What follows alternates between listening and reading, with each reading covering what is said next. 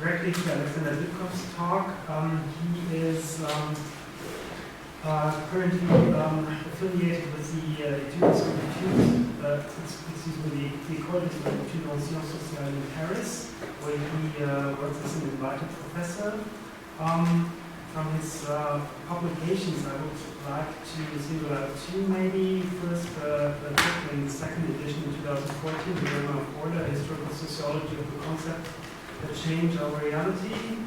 And then a paper from 2017 that might also have something to do with today's talk, and which is called Representation and Self-Empowerment, Russian History Contest 2012. Thank you. I find it of an importance to read it in context, especially as for concepts like political truth, conspiracy, which are largely historically marked.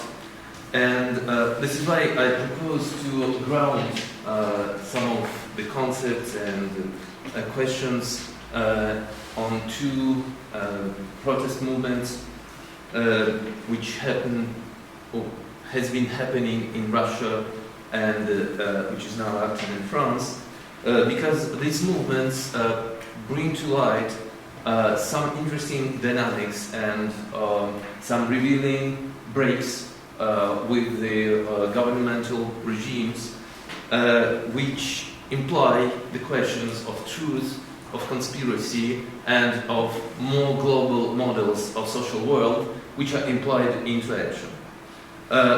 Which is important as the initial horizon of putting these movements, these protests, into our problematics, is the fact that governments in the last 2 decades, or maybe more, were assuring or securing spaces, or at least beliefs, where the personal expression counted. It's not in the same way in Russia as in France, but still there was a kind of rhetoric empowerment of personal engagement and commitment, of expertise which might be brought by individual to his own or to her own life. And finally, this corresponds quite well to what Boltanski and Capello describe as the new capitalist spirit. That is, the delegation of the control to individuals or groups, which will produce themselves the model of conduct which is compliant with the governmental needs. This is also something which earlier was given in Foucauldian studies in the concept of governmentality. And we may see the expanding field of governmentality, of this kind of rationality connected with action, where individuals in favor of productivity of production and of consumption of the raise of economy are given some powers, are given some credentials to act responsibly, to act in some extent critically, in order to govern themselves to the collectively approved needs. So, does it work not only in the context of production and consumption, but also in the context of the protest? I'd say this is the basic question, because what we see in most parts of the world, the movements, except the very radical revolutionary movements, which might be also quite mass movements, but still most part of what we observe, like Occupy-type movements, or movements which claim to be integrated with the critical agenda into social process, decision-making, and political debate. These are movements which bring to the political interactions the idea that they do it right. They do not do it as a critical minority. This is very important. Neither Yellow Vests nor Russian White Stripes, neither some other critical movements were not acting as in the old political world as a critical minority.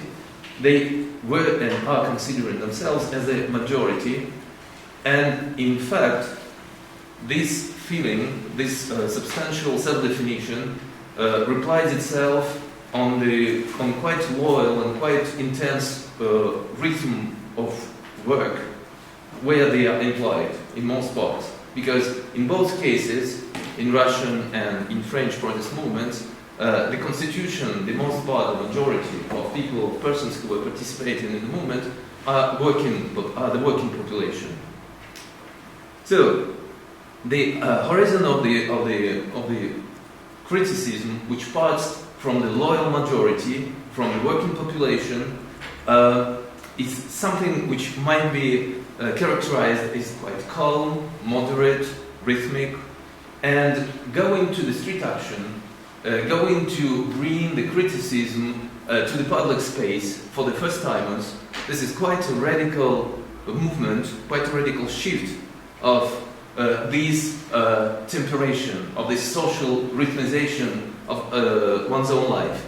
And this is something which happens during this short and quite intense transition, which might be already an interesting point to interrogate about the rationality which needs to be used, to be implied in order to reconstruct or reconcile this action with the initial horizon of the tempered and moderate working life. So one of the points is what is happening when a person comes to action and he or she faces some inevitable risks, but also some extraordinary elements of this experience, and what is needed to be explained for the person. I would say that there are three crucial questions which are raised by this experience. What if the peaceful street rally turns violent? This is something which is really very spread in the experience of the first timers who quit the preconditioned social structure in order to go out and to express some critical concerns. What happens in this transition when a person comes from the working place, or from the family dwelling, is it's almost always the case of the Russian protest, or when it's a group of friends, sometimes coming from a neutral place, but still keeping this attachment to the idea that we're doing all right and we are doing nothing wrong or legitimate because we are empowered to criticize our government, and we have the reason to do that. The idea that most part of the participants share is the idea that the action they participate in is non-violent. This is their personal motivation, but this is also an expectation, a high expectation, that the expression given in the street, in the public space, should be an argument in a political debate. So in general, the idea that we come to the street and the government will hear us, this is the basic of such kind of movement, independently on the differences among them. And so comes the figure of agent provocateur. Normally, it's a disguised policeman who inhibits the mobilization to a violent action. For example, in Russia, just before the mass street rally of the 10th December 2011, there were some precautions, a very intense debate in social media, and some precautions were circulating, something of the kind that there will be specially trained people who will call for revolution, avoid them. Some of the assertion concerning these specially trained people were connected for sure to Kremlin. So the idea is that the power agent, the agent provocateur, is a power agent. It's someone who comes from the top in order to compromise the bottom. The next figure, or the next question is what such numerous or heavily equipped police would do to us, or during the act, why are they doing that to us?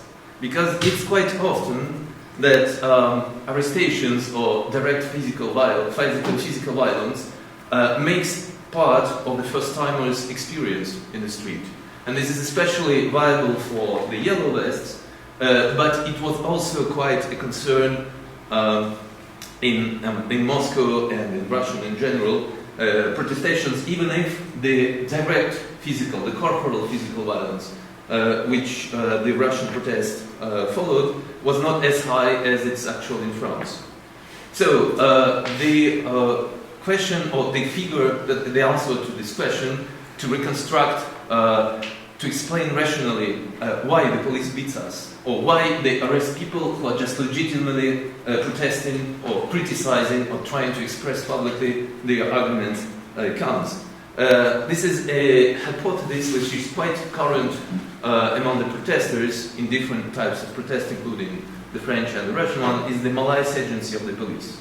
So it's kind of, they might be not directly exercising some instructions, it's also a possible hypothesis, but still the police is attributed with kind of agency which deploys itself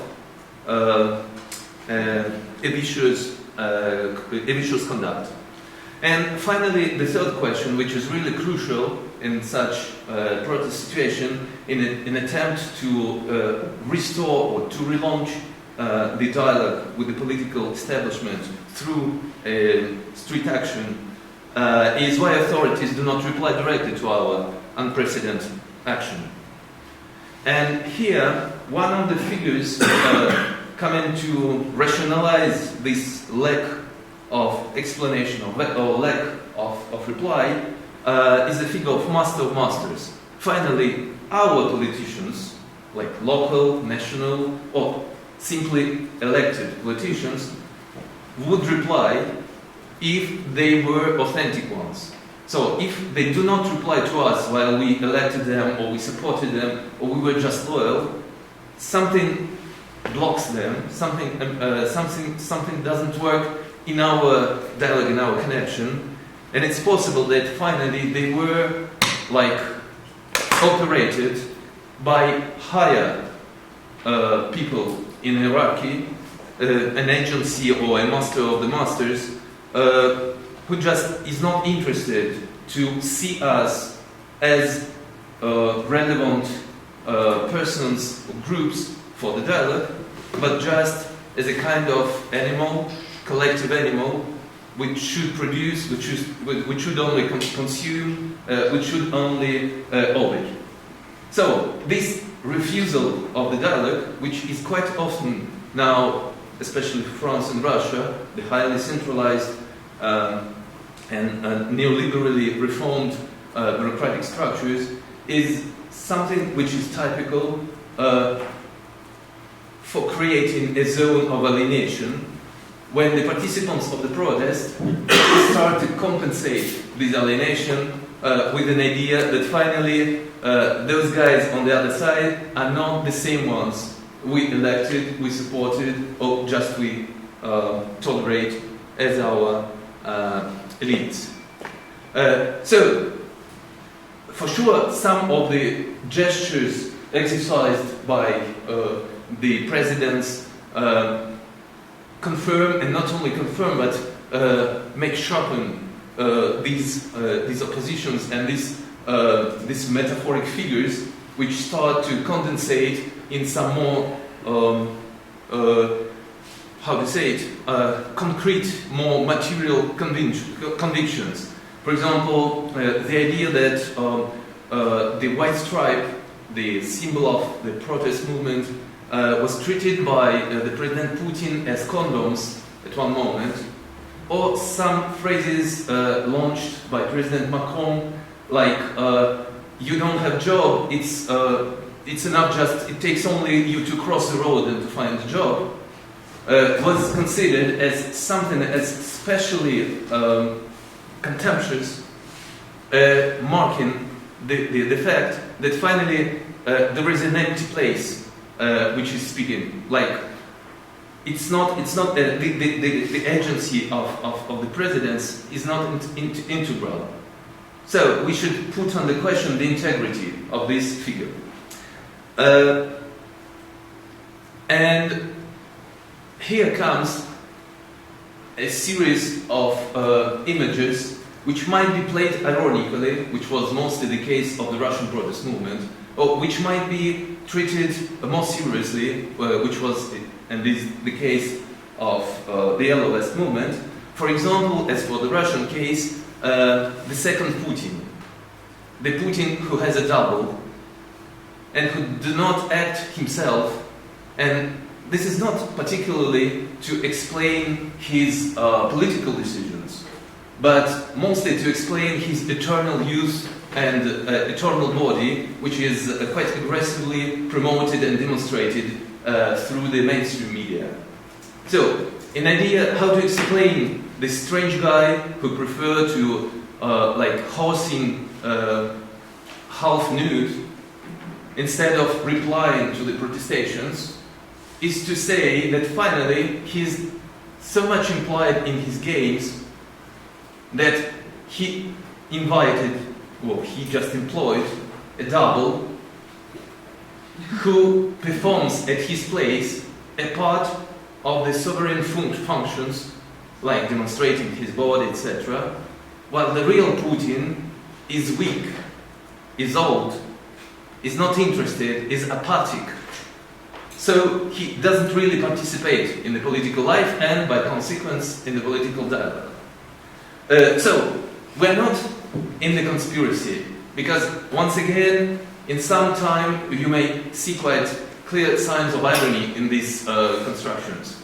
But we're on the edge, because finally, when these types, these kinds of modelization are reproduced in media, in niche media or in social media, not in mainstream media, they are already equipped with some stronger arguments or elements. There is a kind of scientific reasoning or argumentation which tries to set down the real presence of Putin's double, of his use of some strange and non-traditional medical resources, etc., etc. So, the way to rationalize this lack of dialogue, this lack of agency, of political agency, may bring up to some non-conformist forms, non-conformist images, which are destined to undermine, to destroy the opponent's legitimacy. In the French LOEWE movement, the idea and the strategic aim of the action was clearly directed not to Macron himself, who didn't reply already in 2016 in the previous set of the reforms which brought the labor market to a state, quite a fragile state, and which was neither interested to reply directly in November 2018 when the uprising of LOEWE started. So the idea was, okay, he doesn't reply to our claims. He doesn't wish to change or to restore some elements of the social protection. So we would press as much as possible the economy of the society, so that the patron, the elites, the financial and productive elites of France and in international would fire him as a bad manager. It's quite rational, in fact, but it implies an idea which, being operated as an intellectual thesis, could already be decoded as conspiracy. Especially the fact that these are financial elites, or the masters of the master, who manipulate Macron, who decided his place, and finally who are behind the curtain of this reform and of these negative social dynamics. And this is also an important element. So, how to explain, how to restore the rationality of a system which doesn't reply to you politically, administratively, and which only evolves in terms of a fastening reform, of a reform which gets quicker and quicker and covers more and more sectors. We already had several occasions, and especially here in like 2 months before, discussing some processes which, of some reconstruction, some rational reconstructions, which remind this reasoning of the protest movement, but which are practiced, for example, in the academic sector. Reforming reviews, making salaries dependent on individual performance, making the whole set of social protection associated with academic jobs fall in favor of short contracts, brings quite often to some kind of conspiracy theories in the academic milieu, in the academic environment, which may, for example, result in an idea that much of effort is put to suppress the university as a stable structure and to replace it with a kind of service center, which doesn't really contradict to some of the radical reformist plans which were, for example, articulated in France at the late 2000s, when the whole agency, the whole Center of National Research was aimed to disappear in order to be replaced with a service center, with short contracts and employment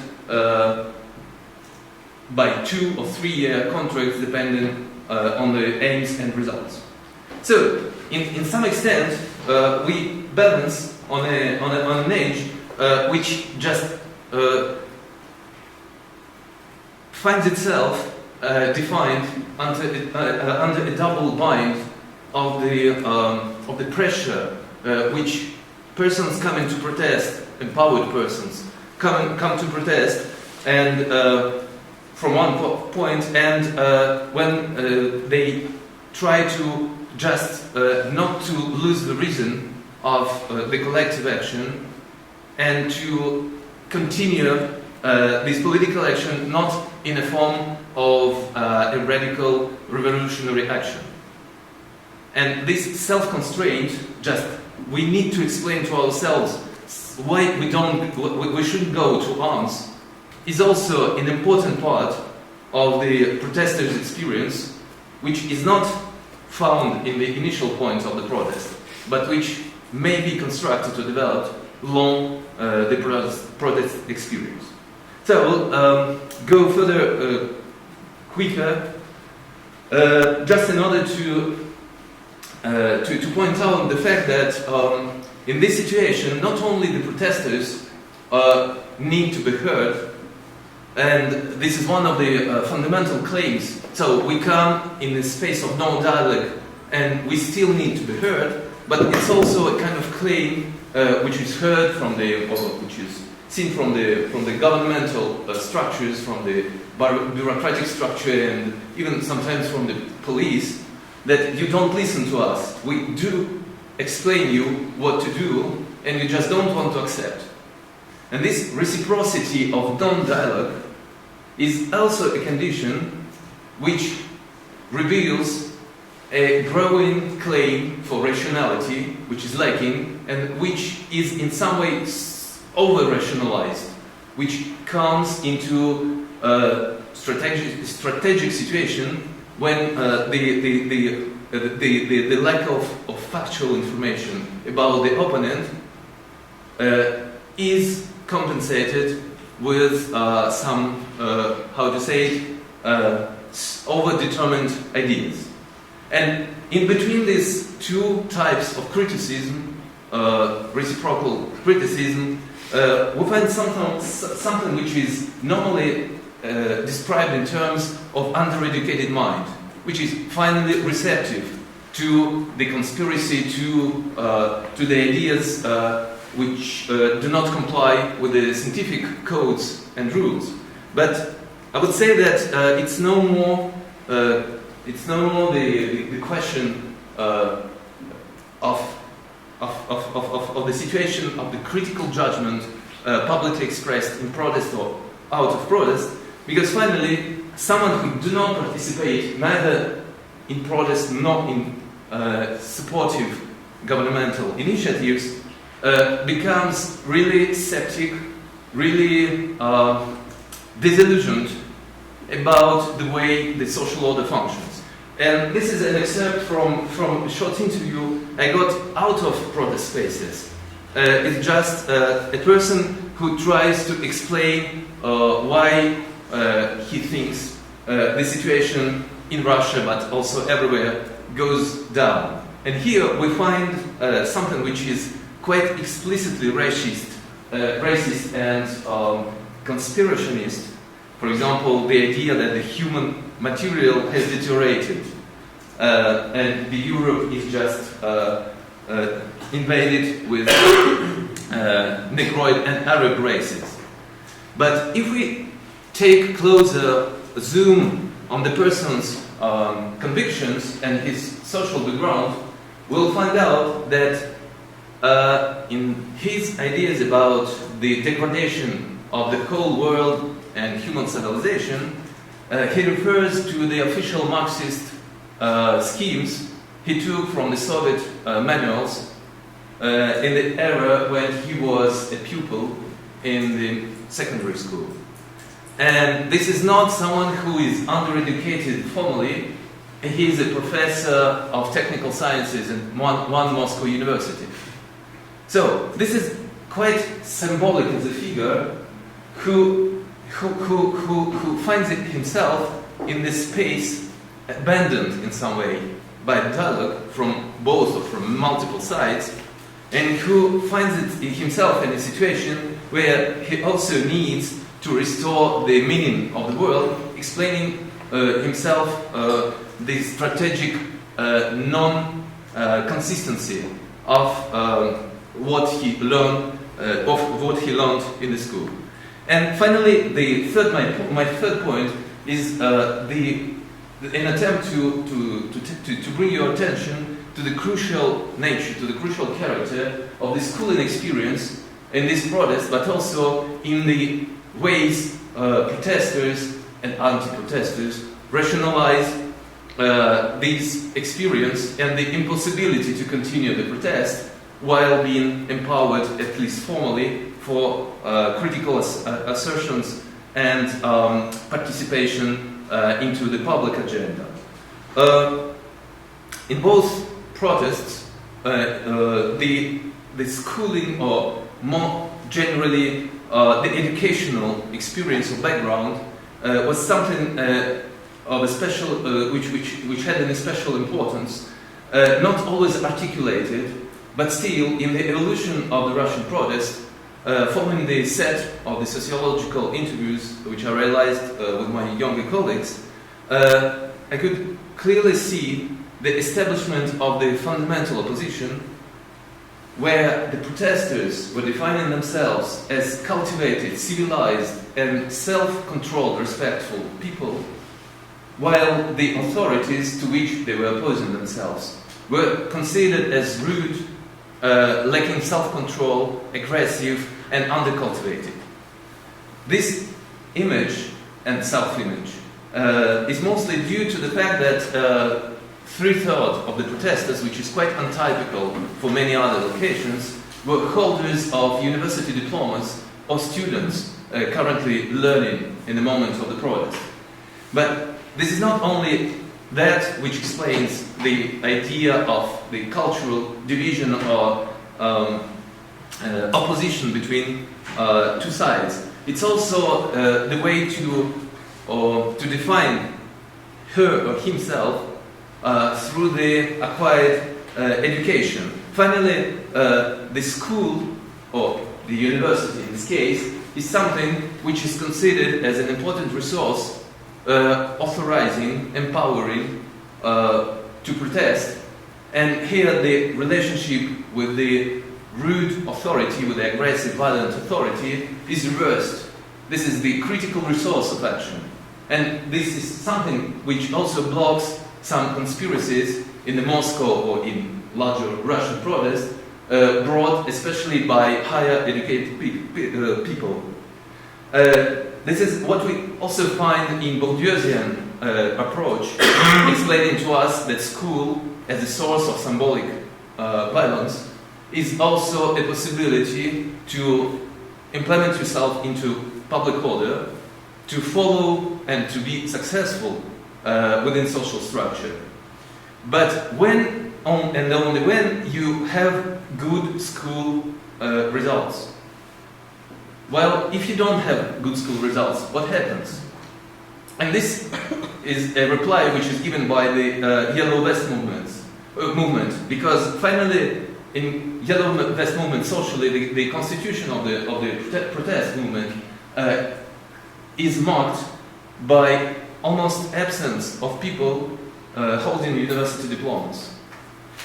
And the school, in this case, is seen much more often not as a resource, but as a kind of obligation or constraint, burden, or even the agency of the continuous lie, which only goes to conceal you with the existing order.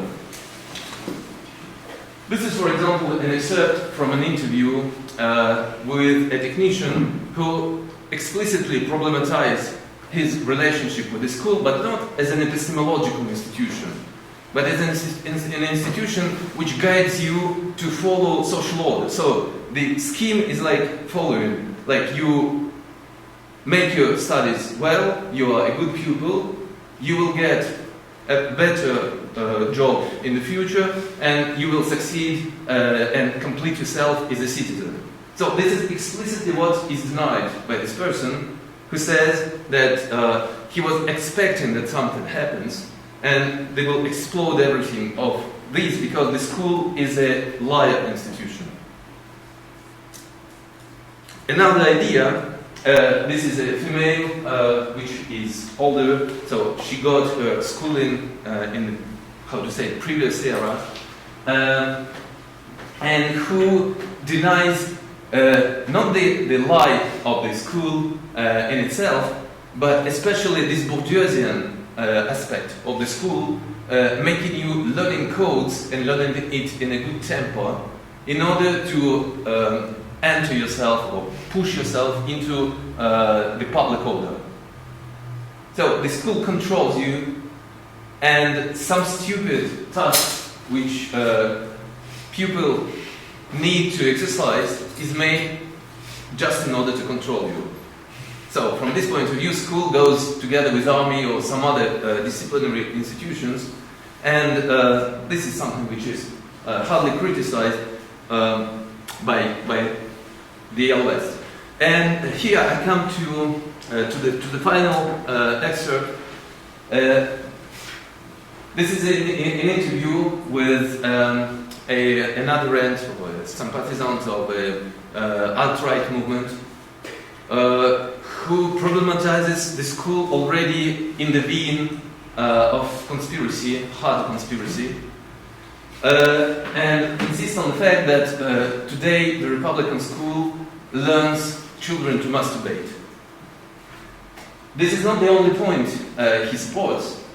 It was also the point that this fact comes from the whole structure, hierarchical structure of the masters going to instruct people who do not already understand what they are doing in order to include everyone and everything into the whole well-constructed and well-controlled hierarchy.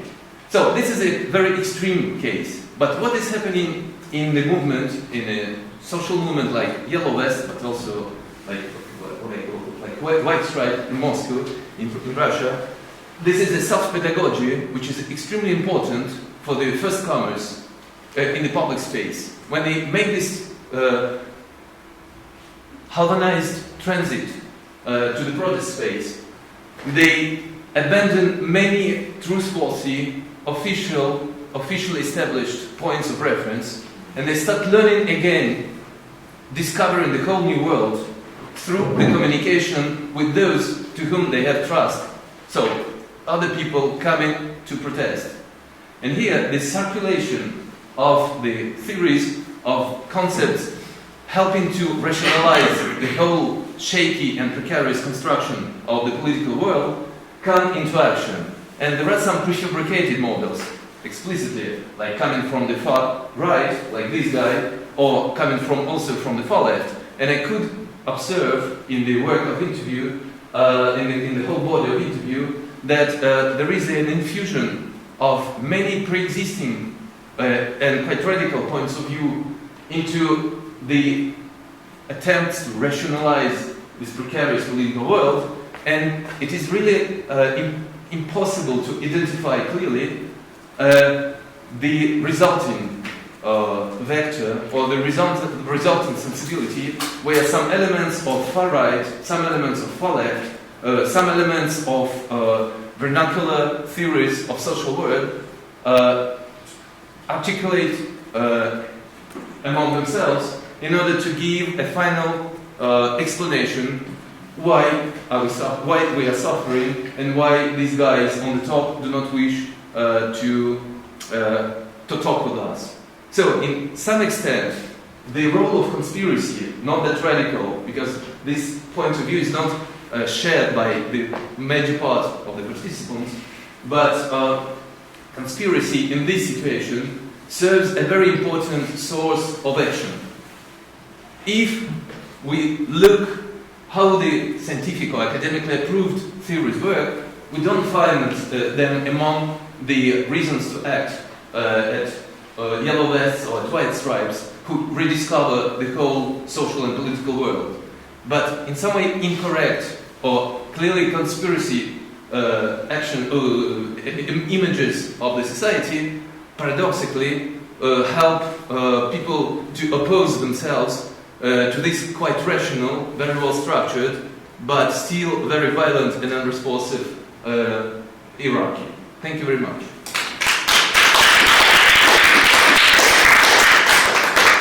Thanks very much, Alexander, and thanks for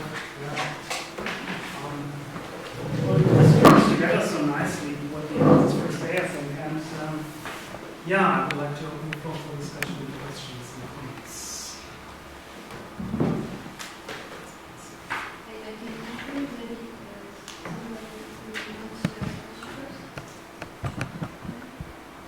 So my first question goes to Aleksandr Bikbov.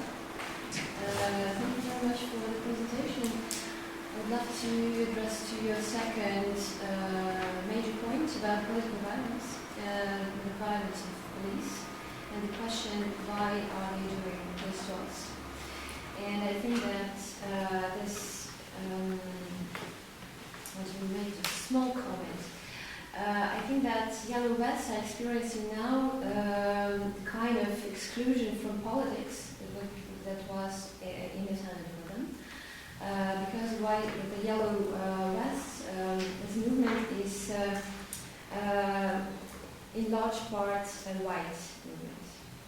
And immigrant society and people of color and poor people living in banlieue, in suburbs of Paris, they were actually experiencing the same exclusion for a long time ago, and there were made a lot of interviews with those people who didn't make it to the yellow vests. And when journalists posed the question why you are not a part of yellow vest movements, the guys from poor quarters, from poor cities outside Paris. Could you speak up, please? Yes, it's a common problem. They said that basically they witnessed this extreme violence from police 20 years ago and 30 years ago. So this kind of conspiracy theory, which is elaborated within the movements of Yellow Vests concerning the extreme political violence made by policemen, that it was made or sanctioned by Macron or by elites. It's just a misinterpretation. It's just a misinterpretation of facts. Just the Yellow Vests, they were living in another world. Yeah. They were living in the other world. They were not touched by this kind of violence because they were not immigrants. Mm-hmm. How do you comment? First of all, they don't feel themselves excluded from politics or from political participation because most of them, before going to streets, never intention to do that. So when I spoke about loyal majority, I was also speaking in terms of non-participation loyalty, which is quite spread independently on the educational level. The fact that they are white is important, but the experience of this extreme violence coming from the public institutions, and to be more precise, from our police, and this our is really important in the first comers experience, is that finally they oppose themselves to the banlieue, at least they were opposing in the beginning, by the fact that they are working. So this is the working majority, non-participating in many cases, majority, politically non-participating, and not so much interested in dialogue in the routine exercise of political and public order. But once in the street, they expect at least two things, which is clearly articulated in the interviews, that they are heard because they work, and part of them, and I would say a large part of them, are those who work for the state in the lower positions, so they exercise the discipline of the state, being ignored by the state. So this is quite a dramatic feeling they were transmitting. And the second point is that we never participated, and in some way we were paying with our loyalty, with our silent loyalty to the public order, but once we decide to talk, we need to be heard. So it's true that socially they lack the experience of the suburbans coming from the immigration and quite often finding themselves in precarious work sector or even social assistance which is spread over generations. It's true, they never experienced such a violence, but the need to rationalize this violence is no less important for them, in spite of the fact that they were a bit more privileged than the inhabitants of the suburbs, of the sensitive suburbs. When I was talking about exclusion from politics, I didn't mean that they were included in politics, like they were politically, the political agency was something important for them. They have heard.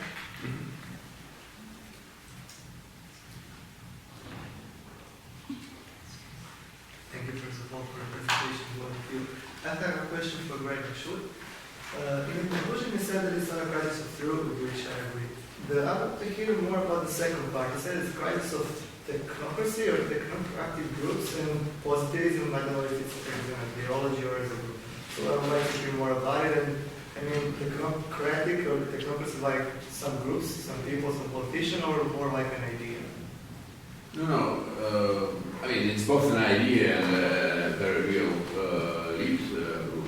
I mean, what we witness now and what is usually called in political theory crisis representation is precisely this alienation between the vast majorities of the population in mostly liberal democracies. Once again, I include Russia here. On one hand, and behind the rule elites on the other hand, who tend to tell the story of the technocratic people. So the recruitment the positions in higher office is normally done through technocratic mechanisms. And it is of course both an ideology and a rule by the real technocrats. And it's an ideology to the extent that this is how the system of representation is supposed to work. It is supposed to bring to the office people who have real expertise in what should be done. And we see what is the reaction of the population by the increasing levels of substantiation, by in the decrease in trust in politicians. This is basically these are basically two elements of the same story. And my claim is that actually this is scientifically based. And I mean, I didn't have real time to develop that, to elaborate on that. But this is a certain positivist view of what kind of expertise is there behind this, behind those liberal democratic systems. And of course, on top of the system is the economics, is a type of knowledge that once again explains to you why actually you do not exist as a political subject, why you should be satisfied with your current condition. And that provokes a certain discontent. And I actually pretty much agree with Alexander that at this point, when something in the usual schemes of interpretation fails, well, in your case, people found themselves on the streets and they tend to connect themselves to the previous schemes of interpretation. Then something happens, they understand that no longer works. They start creating like theories out of the garbage they can find. And this is the same with the general political situation, even beyond those protest cases. People come into the elections, they no longer adhere to this dominant ideology. Well, at least voting for a populist is a chance to dispute this kind of truth that I simply do not like. I cannot be, I can no longer tolerate. Thank you. I got a question to you. I agree with your account of how post-truth became the buzzword, right? Or that if you open I read The Guardian quite regularly, and if in The Guardian they normally have these long reads about why left-wing forces should not repeat how right-wing populist acts, or things like that. So that's all this post-truth agenda. What I think, especially if we compare the 19th century case that you present in today's situation, I think there's one difference that is important. It's the new way of communication. So new technologies, new media. So how do you count the impact of new communication, social networks, for instance, on this phenomenon of post-truth and why it became so popular? Yeah, but that takes us back to the discussion you already had. I don't know if you were here. My answer would be zero. I mean, this is just instructive that when we go back to the late 19th century, we have precisely the same discussion. I mean, the newspapers are then believed to be the avant-garde information communication technologies that change everything. And some people start thinking, wow, it used to be pretty good until they started issuing those terrible newspapers. Who on earth permitted the population to read the newspapers?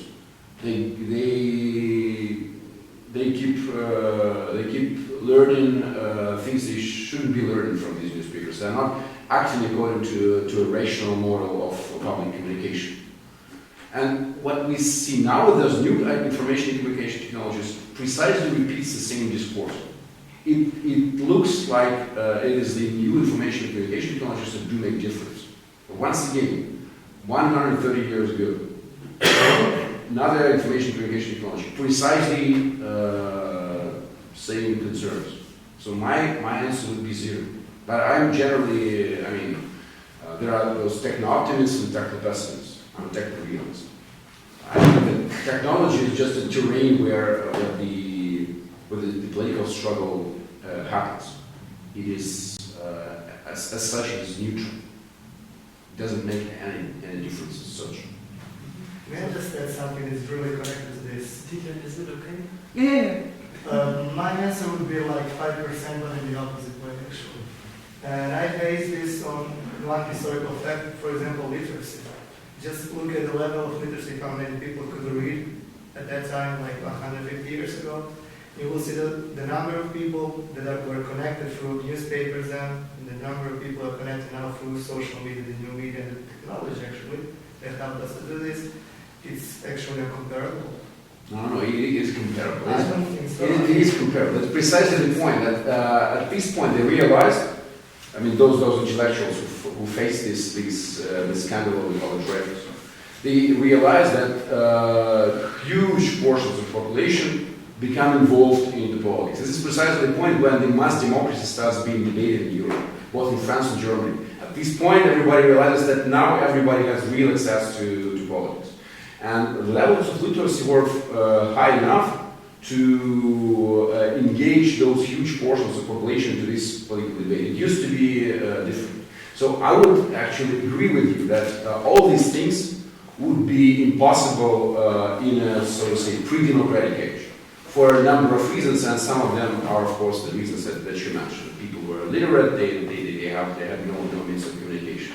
But when there is this advent of mass democracy, it is always the same. And next time we will face the same situation in 40, 50 years with some new technologies, which suddenly will reveal that people are not rational. What a surprise. What means huge?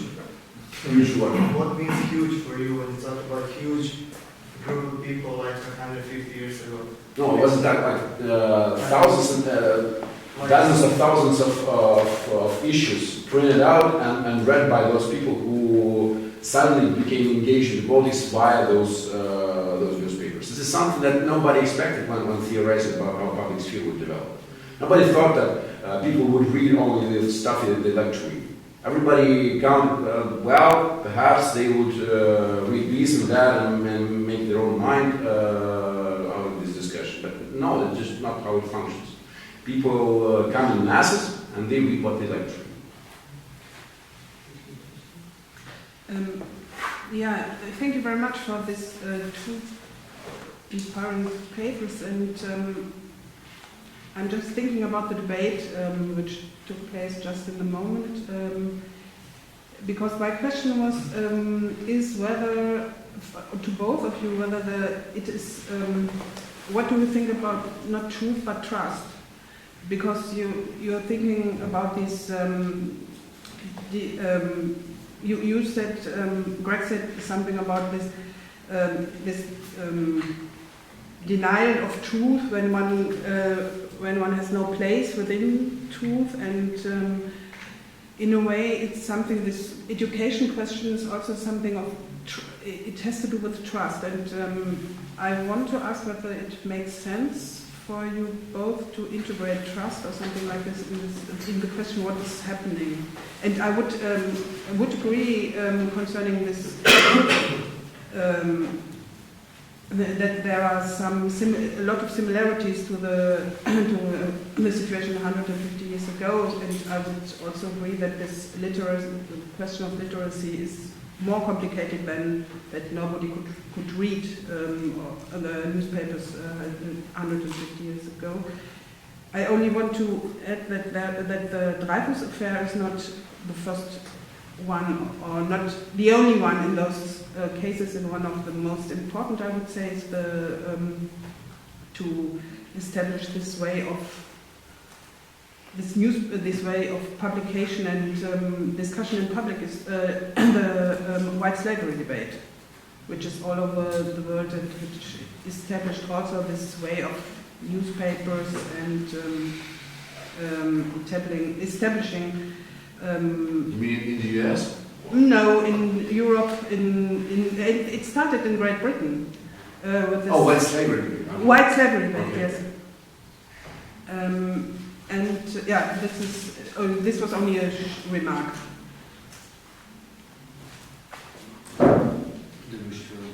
No? The question was to both of us. Yeah, concerning the trust is sociologically speaking, it's almost impossible to work with truth. Yeah. Okay. So implicitly, I didn't precise that, but it's true that I'm working with trust, and with some social implications of the truth, which is received through the authority institutions. In many respects, when we talk about school, or when persons participating in protest are speaking about school, both positively and negatively, they are speaking about institutions which assure their social position, or which just destroy their social chances to go more success or go higher. From this point of view, it has a little to do formally, but much to do essentially with the justice. So, including the formal justice, I mean the court, the tribunal process, etc., in the sense that the principle of functioning of the legal issue is the majority which is not expert in legal matters, and the minority to which the majority trusts to conduct the decisions concerning their lives. This model, which is reactivated each time someone is interpellated by police and brought to the court, is easily generalizable to the whole process of social judgment or political judgment about how we should be conducted. So the most part of the protest comes from the non-trust to the way we are conducted by those to whom we delegated this expert function to judge our lives. I would say that even in the protest of Yellow Vests, which is normally described as undereducated, and often those who attest that ignore the very high calculated rationality of people who organize their lives in economical shortage, in the condition of economical shortage, or at least quite moderate resources. So this calculative rationality doesn't contradict a capacity to judge critically the ways we are conducted. I would say that, yes, this is all about trust, much less about truth. Just a short answer. Well, there is this concept of trust, of course, promoted by Niklas Luhmann. And he has this idea of like very basic general trust, that you have to maintain trust in the system, that nothing is going to break right away. The drivers will drive according to the rules, but the system will be operating smoothly. And this is kind of subconscious trust. This is not the decision that you make, that you simply cannot survive without. And, well, I think that part of this counter-hegemonic tendencies can be explained indeed by the fact that this very basic trust is getting unraveled.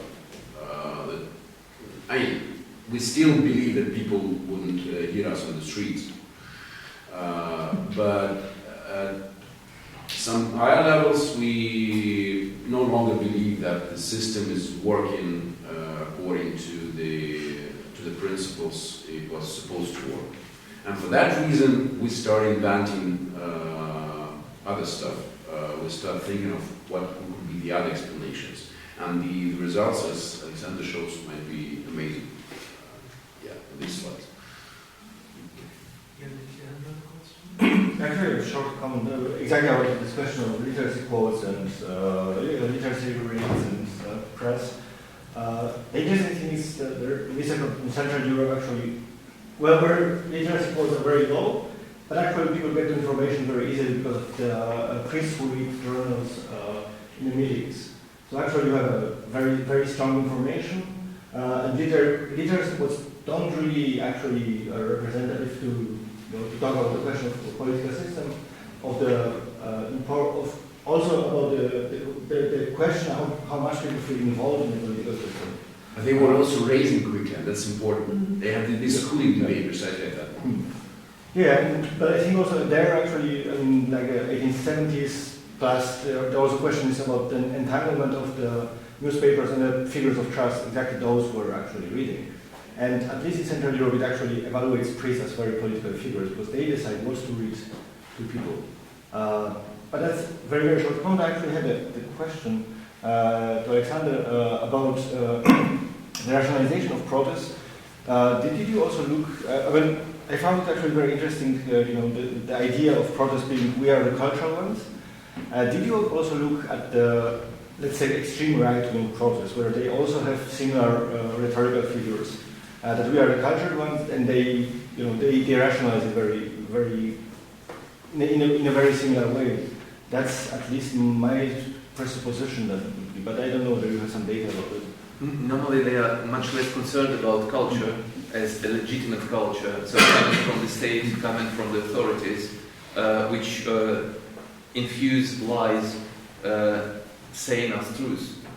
So in many respects, it's also one of the reasons why Yellow Vests were quite quickly qualified as far-right movement at the beginning, as it happens quite often by journalists who never saw the, at least at the beginning, before it started, they were already qualified as far-right in a large respect because of this criticism and this doubt, quite massively expressed doubt, in the authoritative or authorized ways of the diffusion, the channels of diffusion of some official truths. So the right movement, both in Russia and in France, do not express themselves in these terms. Like, if you ask some neo-Nazi guy, just do you feel yourself more civilized than Putin, you hardly receive yes. While for White Stripes, this is really something important, a kind of driver of continuous action, which is not the case for the Yellow Vests. So, very shortly, There's one last thing on this, but please go ahead. okay, because exactly these 3 points you had about the mistrust in the police, finding the kind of figure of master of the master, and the first one I don't remember. Because these figures are actually now also for Polish right-wing protests already happening within the right-wing government, which then actually makes it very interesting because the left protest will exactly say the same. Yeah, the police, we cannot trust the police because they are from the government. And then the right-wing protest will say, we cannot trust the police because they are from the local government. Okay.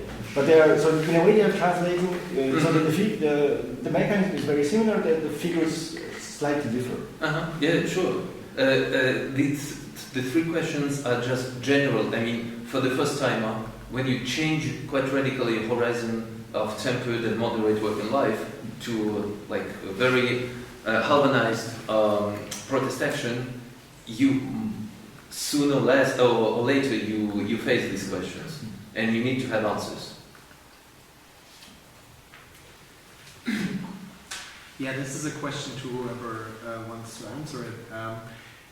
Couldn't the title of the conference also be not beyond post-truth, but beyond the academic canon? Because canon. Oh. Because Greg, especially in your talk, I noticed, but also in other talks, that there is a lack of theory, a lack of references when you would like to speak about post-truth. We all kind of rely to definitions or concepts of truth. But isn't the very question of the feasibility of a theoretization of post-truth? Why don't we quote people who are talking about it? Why does it seem to be a phenomenon that eludes theory or in one direction? Well, my take on that would be that, of course, it's. I mean, this is what I tried to say in the very beginning. As a political theorist, I'm trying to work with the concepts, and of course, I mean, when you analyze political discourse, there's a lot of meaningful words. So the concepts are, of course, distinguished by the fact that they have some analytical power. My take on that would be, of course, that post-truth has zero analytical power. So it's not a concept.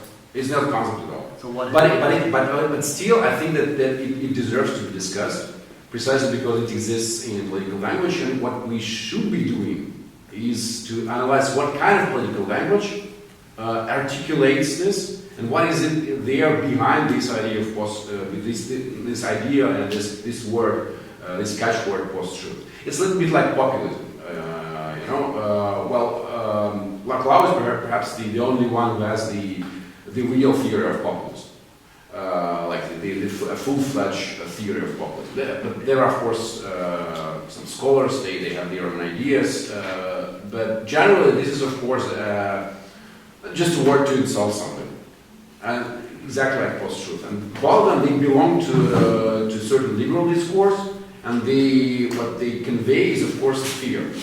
So what deserves to be analyzed is this kind of discourse and this kind of fear, in order to understand why would this again, it's not a concept.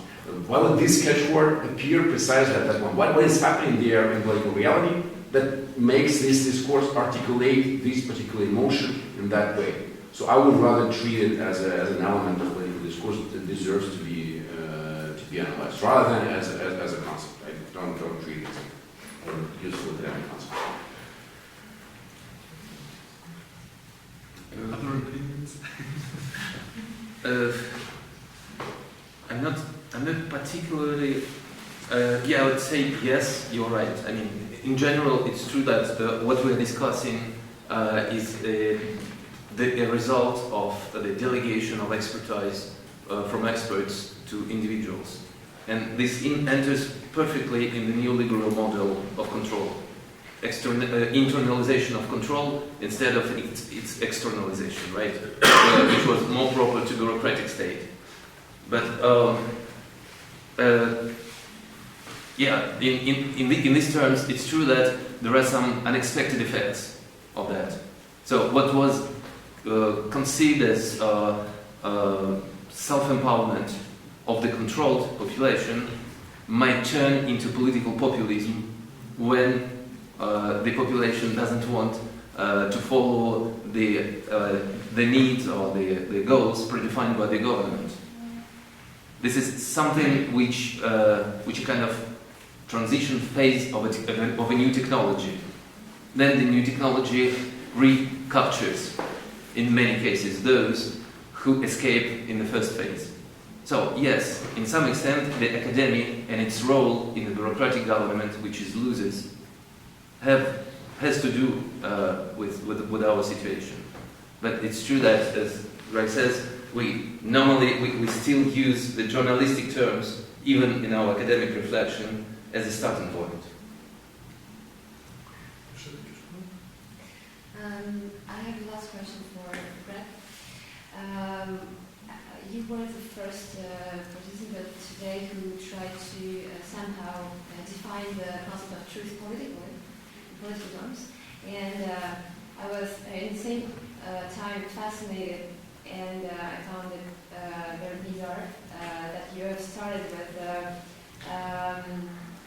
with liberal concept of truth by Hannah Arendt, and you ended by somehow Marxist proposition about tyranny of truth.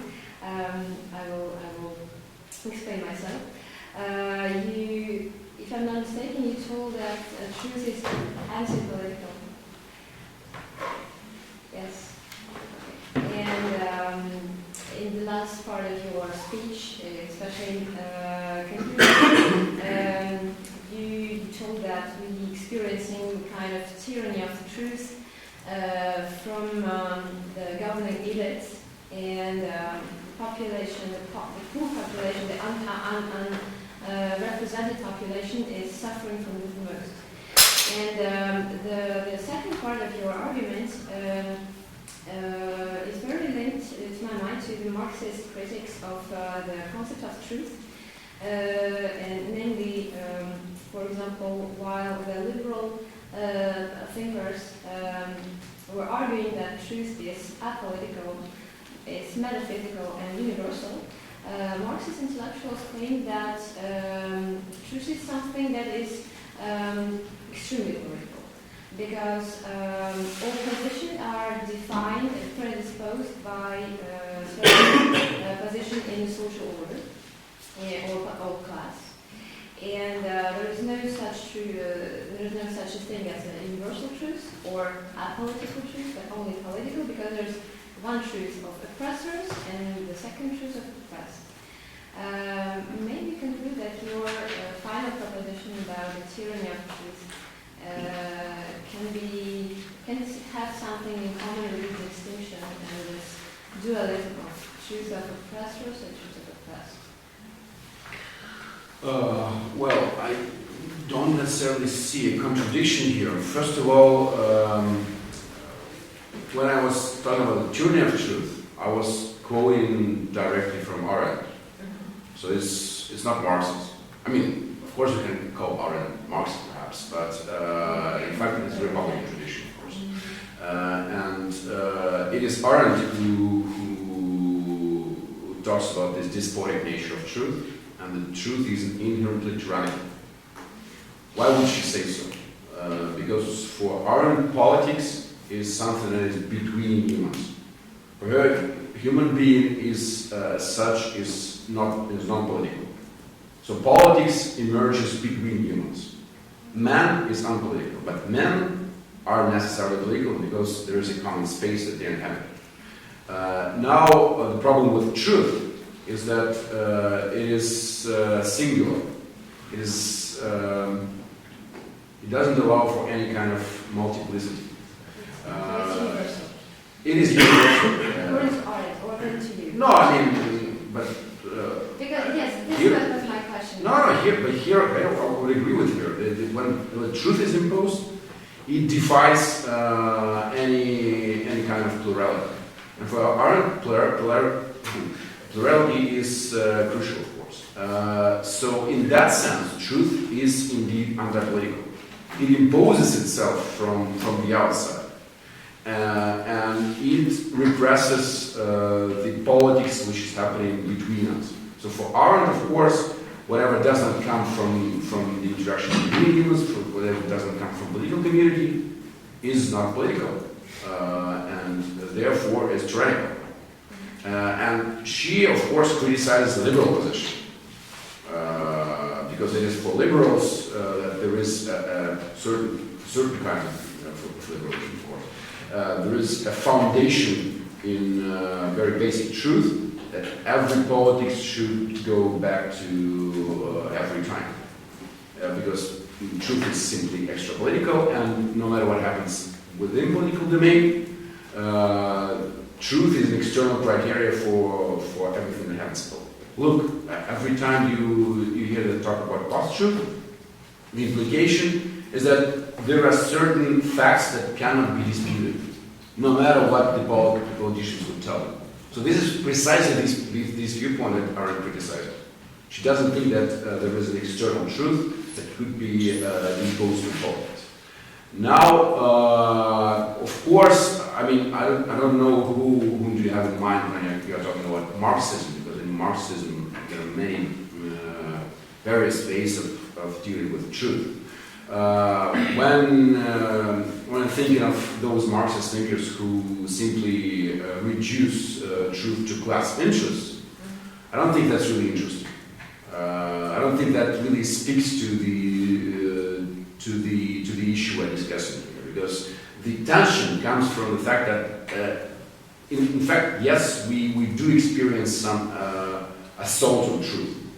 For this kind of vulgar Marxism, that's not an issue at all, because it relativizes truth completely. But if we are thinking of thinkers like Foucault, then there is their combination of certain Marxist issues with Arendtian view of politics, and I would rather discuss this issue of post-truth from within this combined perspective. It might have some Marxist undertones, but it certainly, I think we should learn from around this approach.